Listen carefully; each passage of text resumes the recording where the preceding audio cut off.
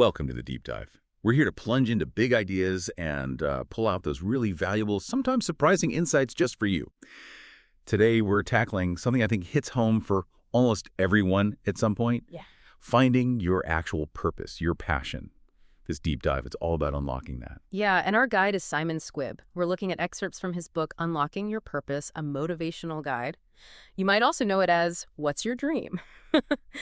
And Simon's advice, well, it comes from a really raw place. He went from being homeless to, a major serial entrepreneur. That lived experience just gives it incredible authenticity. Absolutely.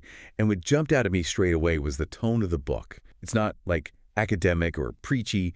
It feels like you're just chatting with a mentor, someone who genuinely wants you to figure things out. So our mission today is to boil down the key wisdom, the most useful strategies from Squibb's work.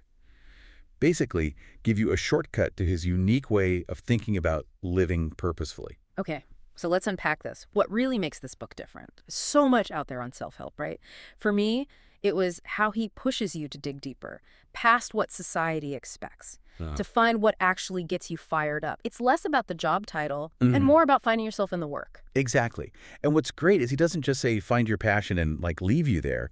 He gives you practical tools for managing fear, for dealing with that self-doubt. Things like visualization, really picturing it, breaking big goals down into, tiny steps, building resilience, and structuring your work around that passion, not just the money.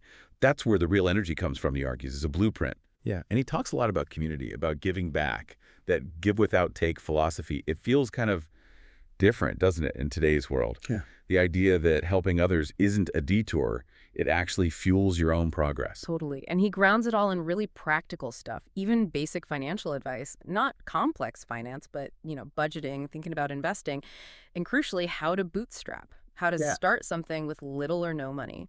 And he uses these great examples, like his own street-style pitches back in the day, his hustle. It makes these big ideas feel really doable. He really lives that no excuses thing. Okay, so that's the core appeal. Let's get into the how. Squibb gives 7 clear steps. We've sort of organized them in a practical guide for you. These aren't just theories. They're things you can actually do. Step 1, maybe the most important one, is just ask, what's your dream?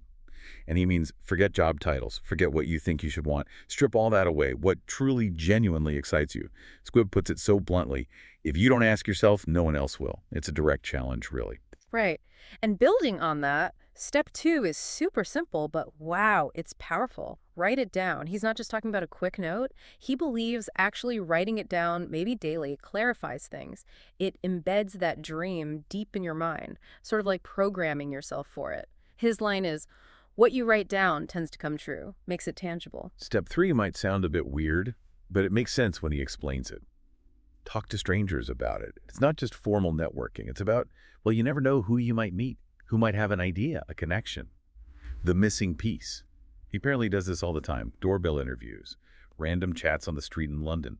Just putting it out there. It's about breaking down your own barriers, really, opening up to chance. Yeah, and step 4 really hits that no excuses idea hard. Start with zero budget. He basically throws out the idea that you need a pile of cash to start. It says creativity, resourcefulness, it's worth way more. He says, no one is born with money. People make money by solving problems. It's a call to just begin. Use what you've got right now. I really like step 5. It speaks to, how we're wired. Find your tribe. He insists you absolutely need to surround yourself with people who get it, people who believe in your dream or are chasing similar things. He says, environment is stronger than willpower. Your surroundings can lift you up or drag you down. Makes total sense. Then step 6, this is his big one we mentioned, give without take. He frames it not just as being nice, though it is, but as a smart strategy. By genuinely helping others reach their goals, opportunities somehow flow back to you, often unexpectedly. His core idea. By helping others achieve their dream, you get closer to yours, building that goodwill. And the last one, step 7, it's all about just doing it. Start before you're ready. Forget perfectionism.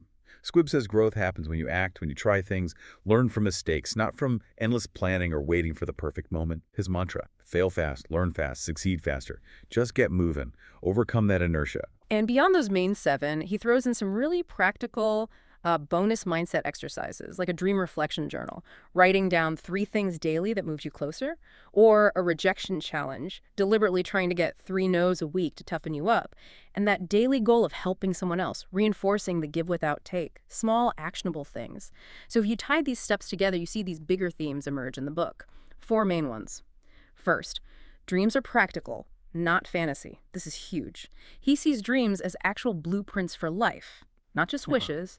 Ignoring them, that leads to frustration, burnout, maybe that quiet quitting we hear about, but acting on them, that brings joy, energy. Yeah, which connects directly to the second theme, money should follow purpose. That's pretty counterintuitive for a lot of people, right? You keep saying chase purpose, not money, and then the money tends to sort itself out. He uses his own life story, starting broke, building businesses to show how purpose-driven action led to financial success for him. He's walked the walk. Absolutely. The third theme is incredibly empowering. No permission needed. You hear this again and again. You don't need to be chosen, meaning you don't need the fancy degree, the certificate, the okay from someone else to start.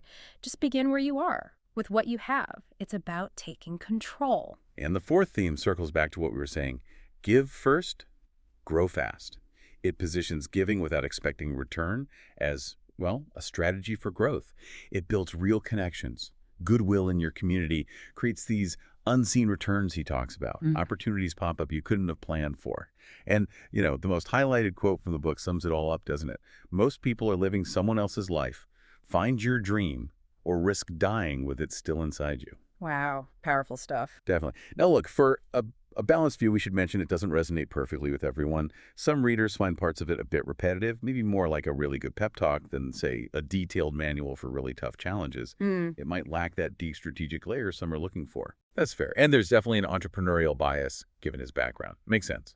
So if you're thinking about changing careers within a company or personal growth that's not about starting a business, you might find it less directly relevant. And yeah, people already running bigger businesses, some sources said it lacked depth on advanced strategy. Right. But overall, the reaction is hugely positive, usually gets around 4.5 stars. People love the mentoring feel, the stories, how it just makes you want to do something. But yeah, as we said, maybe mixed reviews if you're already experienced or not thinking entrepreneurially. So let's nail it down. Who is this book really for? It's perfect if you feel stuck, in a job and you're craving more purpose. Great if you want that initial push to start something new, especially your own thing. And if you like quick exercises, reflection, and shifting your mindset, definitely for you. Yeah. And who is it maybe less ideal for? Probably not the best fit if you need academic business models, deep market research guides, complex team leadership stuff. Or if you're already running, say, a medium-sized company and need advanced scaling tactics. It's more about the start. Right. So wrapping up our deep dive on what's your dream, Yeah. the verdict seems to be it's a fantastic motivational spark, a real heartfelt call to action. It's brilliant at lighting that fire, helping you face fears, and pushing you towards meaningful change. Exactly. It's not a replacement for a detailed business plan, obviously, but it's consistently called a great launchpad for anyone wanting to start that mission-driven journey. And maybe the best part, that immediate motivation you get, Simon's own story just makes you think, okay, if he could do that, maybe I can too. Which brings us right back to that core question from the book. What's your dream? Right. So maybe as you go about your day, the real question isn't just, what should I do next? But more like, what truly excites me? And then, what tiny step can I take today towards that? Yeah. The answer, Squibb argues, starts with you.